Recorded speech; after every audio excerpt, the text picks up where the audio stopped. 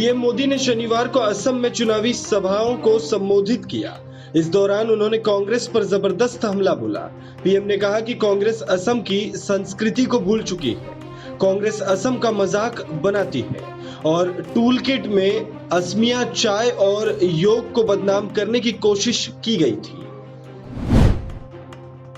वहीं असम चुनावों के लिए कांग्रेस ने अपना मैनिफेस्टो जारी कर दिया है। गुवाहाटी में कांग्रेस के मैनिफेस्टो जारी करने के कार्यक्रम में कांग्रेस नेता राहुल गांधी भी मौजूद रहे। इस दौरान राहुल गांधी ने कहा, हम सब जानते हैं कि आरएसएस और बीजेपी देश की विविधता भरी संस्कृति पर हमला कर रही है। ये मैनिफेस्टो इस बात की गारंटी है कि हम असम राज्य के विचार को संरक्षित करने के लिए लड़ेंगे।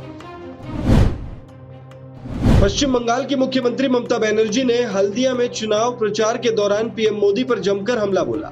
ममता बनर्जी ने कहा कि पीएम मोदी ने नोटबंदी से लेकर बैंक बंदी तक देश की अर्थव्यवस्था को बर्बाद कर दिया। वो जल्द ही हल्दिया बंदरगाह भी बेचने के लिए कहेंगे। उधर केरल विधानसभा चुनावों के मद्देनजर कांग्रेस की अगुवाई वाले यूडीएफ ने शनिवार को चुनावी घोषणा पत्र पीपल्स मैनिफेस्टो जारी किया, जिसमें न्यूनतम आय योजना को लागू करने और गरीबों के लिए 5 लाख पक्के मकान बनाने जैसे बड़े बड़े वादे किए गए हैं। देश की राजधानी दिल्ली में कोरोना वायरस के आंकड़े एक बार फिर डराने लगे हैं। दिल्ली में पिछले 24 घंटों के भीतर कोरोना वायरस के 813 नए मामले सामने आए हैं। दिल्ली में इस साल कोरोना वायरस के डेली मामलों में ये अभी तक की सबसे बड़ी संख्या है। देश में बढ़ते कोरोना के मामलों के बीच गृह मंत्रालय ने राज्यों और केंद्र शासित प्रदेशों को पत्र लिखा है।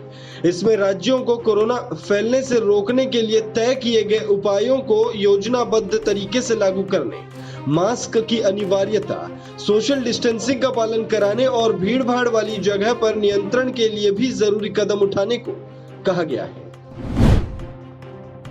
दिल्ली में राशन की डोर स्टेप डिलीवरी पर केंद्र के रोक लगाए जाने के बाद मुख्यमंत्री अरविंद केजरीवाल ने ऐलान किया कि केंद्र को मुख्यमंत्री घर घर राशन योजना के नाम पर आपत्ति थी।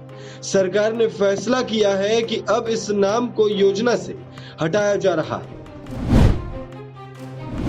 वहीं दूसरी ओर दिल्ली बीजेपी अध्यक्ष आदेश गुप्ता ने आप पर बड़ा हमला बोला है। उन्होंने कहा कि जब सरकारें केंद्र सरकार की one nation one ration card योजना को लागू कर अंतिम व्यक्ति तक देश के हर कोने में राशन पहुंचाने में लगी है, तब दिल्ली में केजरीवाल सरकार उसे रोक कर राशन योजना का राजनीतिकरण करने में लगी है। महाराष्ट्र के रत्नागिरी जिले की एक केमिकल फैक्ट्री में हुई धमाके में 4 लोगों की मौत हो गई है। एक कर्मचारी गंभीर रूप से झुलसा हुआ है।